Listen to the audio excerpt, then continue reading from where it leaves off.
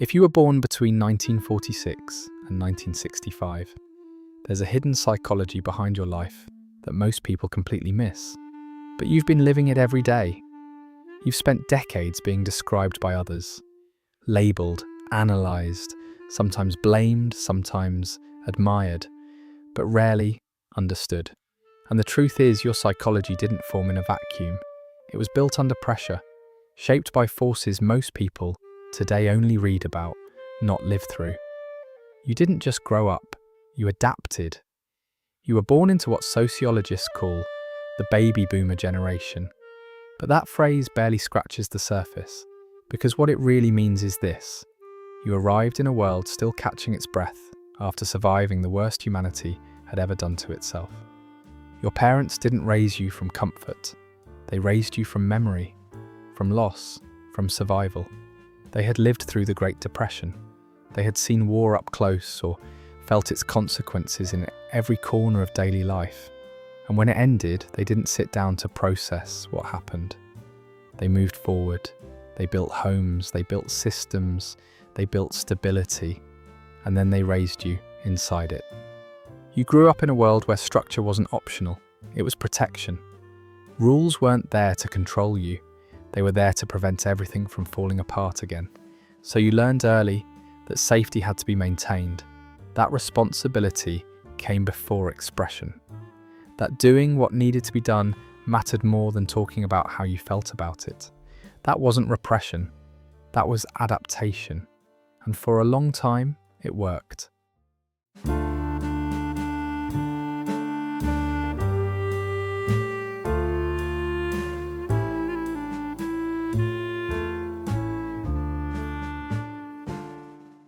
The world you stepped into rewarded consistency, it respected discipline, it made room for people who showed up, stayed steady, and carried their weight without needing attention for it.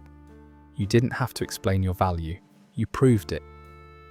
But something changed, not all at once, not dramatically, just slowly enough that you could feel it, but not always name it.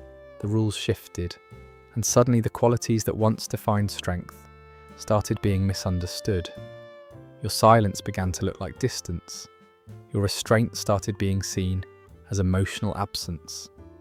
Your independence was mistaken for detachment, and that creates a kind of quiet disorientation. Because from your perspective, nothing about you broke. You're still doing what you were taught, but the world around you changed the language. That's the psychological tension many baby boomers carry today. Not confusion about who they are, but confusion about why who they are no longer seems to fit as easily as it once did.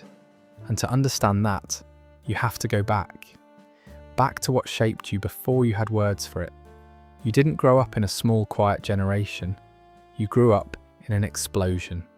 Over 70 million children entering the world in a relatively short period of time. Classrooms were full.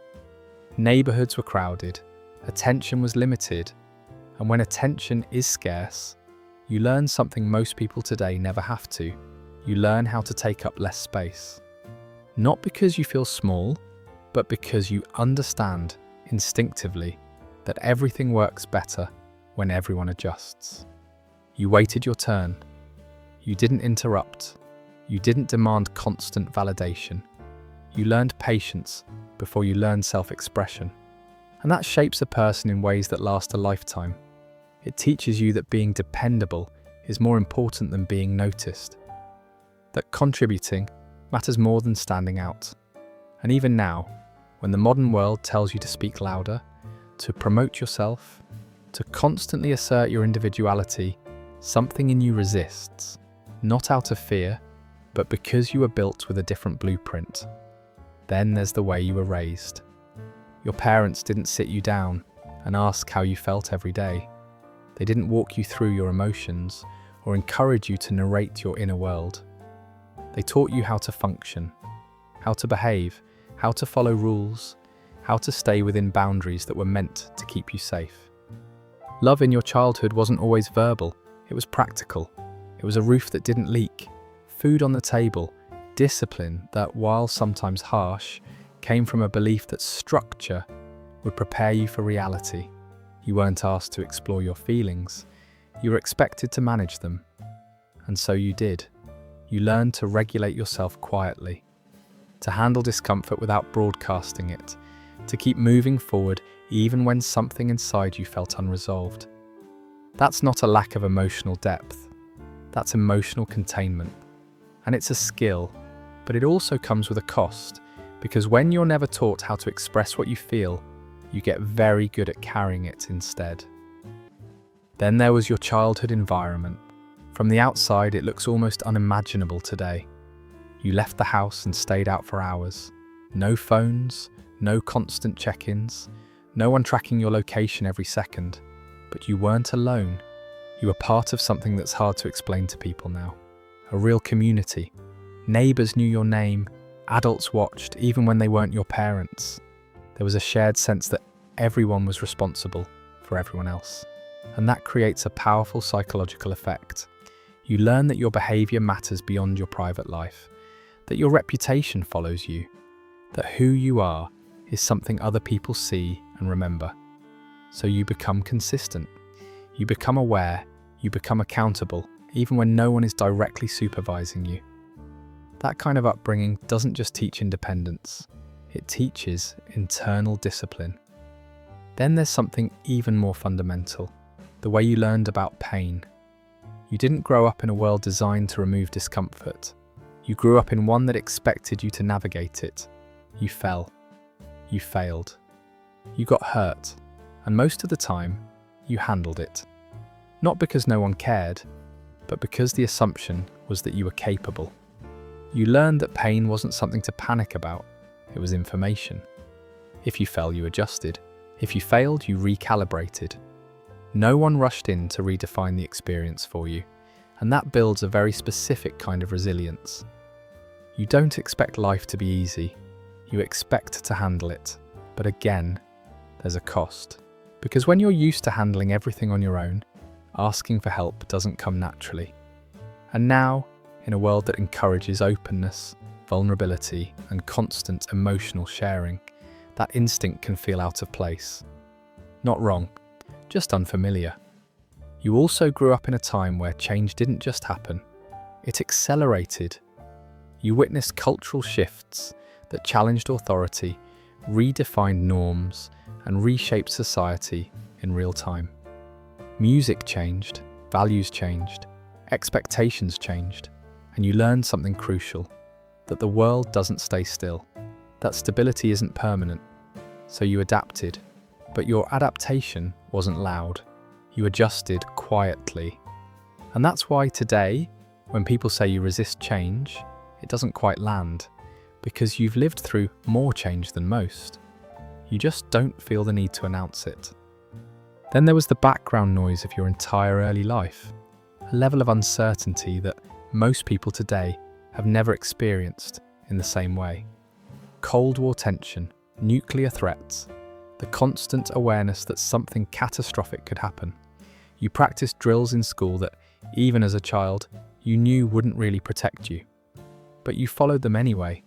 You learned how to function with fear in the background, to continue your day, do your work, live your life, even when uncertainty was present. That's not denial. That's psychological endurance. And once you learn that, it never really leaves you. You don't panic easily. You don't collapse under pressure. You carry on. Then came the moments that changed everything. Assassinations, national tragedies, events that disrupted the illusion that things were under control. You watched it happen in real time. You saw adults lose certainty. You saw the world shift in ways that couldn't be undone. And yet, life continued. You still had to go to school, go to work, show up. And that teaches you something very few people fully grasp. That life doesn't pause for grief. That responsibility doesn't disappear when things feel overwhelming. So you learn to keep going. And over time, that becomes who you are. Reliable, steady, capable. But also, carrying more than you ever really talk about. And now, decades later, the conversation has changed. The world talks about mental health, emotional awareness, vulnerability, And those are important things. But for you, they don't always feel natural. Because you weren't raised in that language. You were raised in action, in responsibility, in endurance. So when people ask why it's hard to open up or why you don't always express what you feel, the answer isn't that you don't feel deeply. It's that you were trained to carry depth, not display it. And that difference matters, because it means there's nothing wrong with you. There never was. You are the product of a time that required strength in ways that are difficult to explain to those who didn't live it. You learned how to survive uncertainty, how to adapt to change, how to function under pressure. But here's the part that often goes unspoken. Strength, when practiced for a lifetime, can become heavy, not because it's weak, but because it's constant. And you were never really taught how to put it down. You were taught how to carry it. So maybe that's the shift. Not becoming someone different, but allowing yourself something you were never given space to learn. Rest, expression, the ability to say, even quietly, this was a lot. And acknowledging that doesn't take anything away from your resilience. It adds to it. If this resonates with you, then you're not alone in this experience. There's a reason so many people from your generation feel this quiet, unspoken weight. And there's also a reason it's starting to surface now, because for the first time, there's space to look at it, to understand it, and maybe to finally make sense of it. If this spoke to something you've carried for a long time, share your thoughts in the comments. And if you want more content that explores the psychology of generations, identity, and the experiences that shape who we become, consider subscribing.